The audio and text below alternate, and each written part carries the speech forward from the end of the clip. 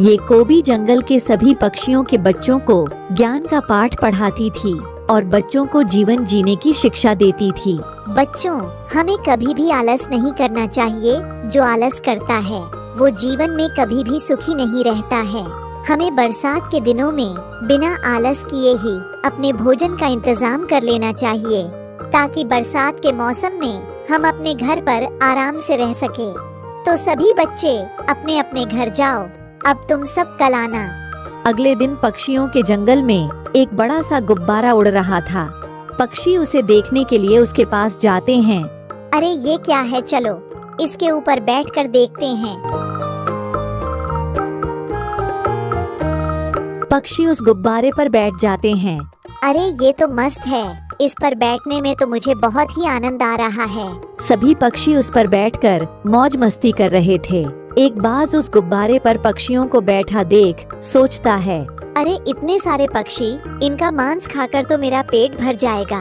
बाज उन्हें खाने के लिए गुब्बारे का पीछा करने लगता है। जब बाज गुब्बारे के नजदीक जाता है तो सारे पक्षी बाज को देखकर घबरा जाते हैं और बाज के डर से बे गुब्बारे को छोड़कर भाग जाते हैं। और फिर बाज उस गुब्बारे के ऊपर बैठ जाता है और सोचने लगता है, अरे यहाँ बैठकर तो बहुत अच्छा लग रहा है। अगले दिन जब कोबी पक्षियों को जीवन जीने का पाठ सिखा रही थी तो उन बच्चों से कहती है, बच्चों, कल मेरा जन्मदिन है, तुम सबको कल मेरी तरफ से पार्टी मिलेगी। कल को तुम शाम के टाइम आ जाना, ठीक है? सभी पक्षी कोबी के घर से चले जाते हैं। माँ, कल उस कोबी का जन्मदिन है। वो कह रही थी कि कल को मैं तुम्हें पार्टी दूंगी और तुम्हें आना है। बेटा, पार्टी में ऐसे नहीं जाया जाता है, उसके लिए तुम्हें कोबी के लिए कुछ गिफ्ट लेकर जाना होगा। लेकिन माँ, हम तो बहुत गरीब हैं, हमारे पास तो खाने के लिए अनाज भी नहीं है, गिफ्ट कहाँ से लाए? मैं कोबी के जन्मदिन पर नहीं जाऊँगा।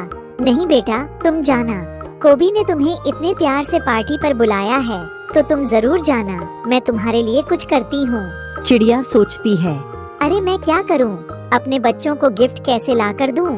टुनी चिड़िया एक कोआ की दुकान पर जाती है।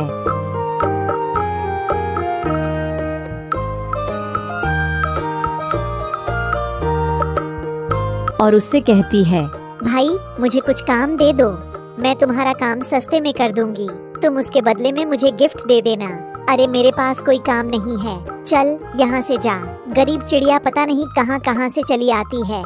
चिड़िया कोआ की बातों को सुनकर वहाँ से आ जाती है और जंगल में आकर एक पेड़ पर बैठकर रोने लगती है। अरे मैं इतनी गरीब क्यों हूँ, मैं अपने बच्चों के लिए गिफ्ट भी नहीं खरीद सकती हूँ।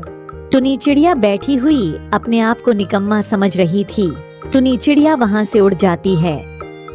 थोड़ी देर बाद जब चिड़िया उड़ते उड़ते अपने घर जा रही थी तो उसे रास्ते में एक चिड़िया की दुकान चमक जाती है। टुनी चिड़िया उस चिड़िया की दुकान पर जाती है और कहती है, बहन मुझे कुछ काम दे दो, मैं तुम्हारा काम सस्ते में कर दूंगी, बस तुम मुझे अपनी दुकान से मेरे बच्चों के लिए 2 गिफ्ट दे देना। ठीक है बहन, मैं तुम्हें गिफ्ट दे दूंगी। बहन मेरी तबीयत भी खराब चल रही है, मुझे आराम की जरूरत है, मैंने दुकान के चक्कर में आराम भी नहीं करा है, तुम शाम तक मेरी दुकान चला लो, मैं तुम्हें सामान दे दूंगी। टुनी चिड़िया उसकी बातों को सुनकर खुश हो जाती है और कहती है, बहन तुम आराम करो, तुम चिंता मत करो, मैं तुम्हारी दुकान संभाल लूंगी। चिड़िया आराम करने लगती है और टुनी चिड़िया उसकी दुकान की देखभाल करती है। शाम होने वाली है, लेकिन माँ कहाँ रह गई, अभी तक दिखाई भी नहीं दी।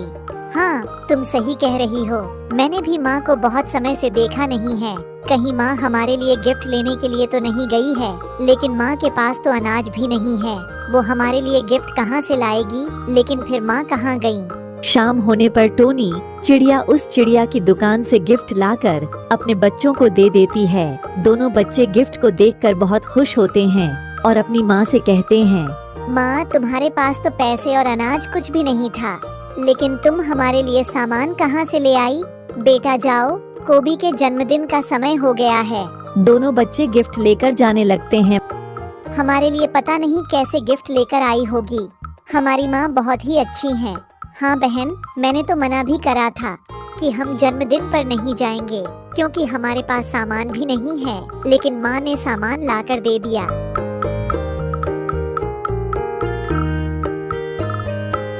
थोड़ी देर बाद कोबी के घर पर सभी पक्षी गिफ्ट ले लेकर आ जाते हैं।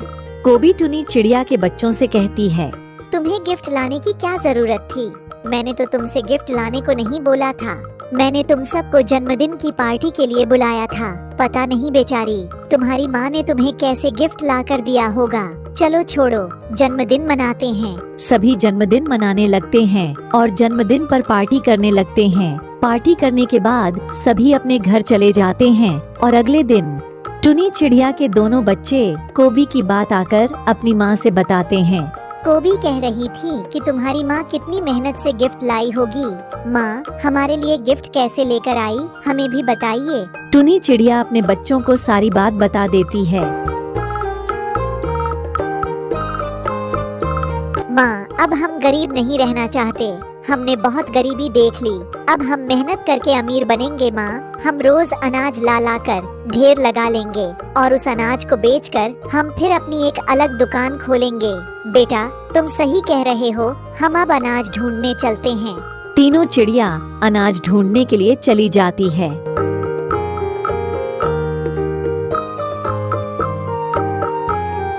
चिड़िया दिन और रात मेहनत करती थी और थोड़े दिनों बाद अपनी दुकान खोल लेती है। जंगल के सभी पक्षी सामान लेने के लिए कोआ के पास ही जाते थे। टोनी चिड़िया की दुकान से कोई भी पक्षी सामान लेने नहीं आता था। टुनी चिड़िया और उसके बच्चे निराश रहने लगे। माँ, हमारी दुकान से तो कोई भी सामान लेने नहीं आता है। एक दिन वो कोबी उधर से गुजर रही थी। उसने टोनी चिड़िया और उसके बच्चे को दुकान पर देखा और उनके पास आ जाती है और कहती है, अरे बहन, ये दुकान तुम्हारी है? हाँ बहन, ये दुकान मैंने ही खोली है। हमने बहुत मेहनत से ये दुकान खोली है, लेकिन कोई भी हमसे सामान लेने नहीं आता है। सब पक्षी कहते हैं हम उस गरीब चिड़िया की दुकान से सामान नहीं लेंगे। कोबी को उसकी बातों को सुनकर बेचारी पर दया आने लगती है और सोचती है, अब मुझे कुछ करना होगा। मुझे टोनी चिड़िया की दुकान का सामान बिकवाना होगा।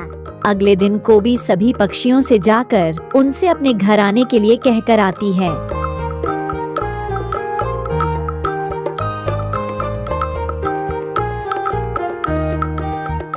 सभी पक्षियों से कहकर अपने घर आ जाती है। शाम होने पर जंगल के सभी पक्षी कोबी के घर आने लगते हैं और सभी पक्षी आ जाते हैं। सभी पक्षियों के आने के बाद कोबी सभी पक्षियों को समझाती है, हम सभी एक ही जंगल के पक्षी हैं। हम सबको आपस में मिलकर रहना चाहिए और हमें गरीबों की मदद करनी चाहिए। टुनी चिड़िया इस जंगल की बहुत ही गरीब चिड़िया है। टुनी चिड़िया ने अपनी मेहनत से एक दुकान खोली है। टुनी चिड़िया कह रही थी कि सभी पक्षी हमारा मजाक बनाते हैं, हमसे सामान नहीं लेते हैं। मैंने तुम्हें ये सब बताने के लिए ही बुलाया है। हमें उस चिड़िया की मदद करनी चाहिए। आज से तुम टुनी चिड़िया से सामान लेकर आना। सभी पक्षी कोबी के घर से चले जाते हैं।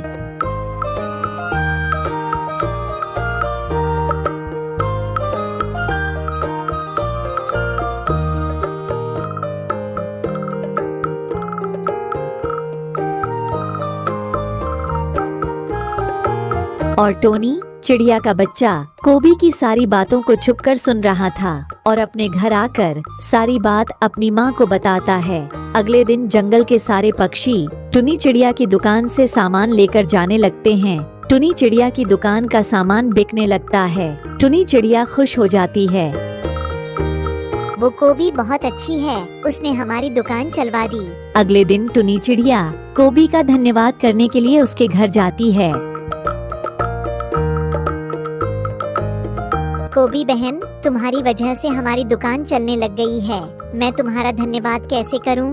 तुम तो इस जंगल की बहुत ही अच्छी कोबी हो। तुमने सभी पक्षियों को समझा दिया, तो सभी पक्षी मेरी दुकान से सामान लेने आने लग गए। लेकिन बहन, तुम्हें कैसे पता चला कि मैंने पक्षियों को समझाया है? मुझे मेरे बच्चे ने बताया था। उसने तुम्हारी बातें छुपकर सुन ली थी। चलो बहन, मैं घर चलती हूँ। बेटा, कोबी की वजह से हमारी दुकान चलने लग गई। कोबी के अंदर कितना ज्ञान है। क्यों ना मैं भी कोबी से ज्ञान लेकर जंगल के सभी पक्षियों को ज्ञान देने लगूं। हाँ माँ, तुम सही कह रही हो। तुम कोबी से ज्ञान लेकर सभी पक्षियों को ज्ञान देना शुरू कर दो। तुम भी इस जंगल की ज्ञानी चिड़िया बन जाओगी। दुकान वाला कोआ टोनी चिड़िया के पास आता है और कहता है, ओ टोनी चिड़िया, जब से तेने दुकान खोली है मेरा सामान बिल्कुल भी नहीं बिक रहा। चल अपनी दुकान बंद कर ले, वरना तुम तीनों को इतना मारूंगा कि तुम इस जंगल को छोड़कर चली जाओगी। हम तेरे कहने से अपनी दुकान क्यों बंद करें? हमने बहुत मेहनत से ये दुकान खोली है। जा यहाँ से चला जा। अगर तुम अपनी दुकान बंद नहीं करोगी तो मैं तुम्हारी दुकान और घोंसले को जला दूंगा। कौवा ऐसा कहकर चला जाता है। टोनी चिड़िया अपनी दुकान बंद नहीं करती हैं। अगले दिन कौवा उनके पास दोबारा आता है और कहता है, तुम अब ऐसे नहीं मानोगी, मुझे तुम्हारी दुकान को जलाना होगा। टोनी चिड़िया और उसके बच्चे डर जाते हैं। कहानी का आगे का पार्ट देखने के लिए चैनल को अभी सब्सक्राइब कर ले, ताकि आने वाला पार्ट आप सबसे पहले देख सके।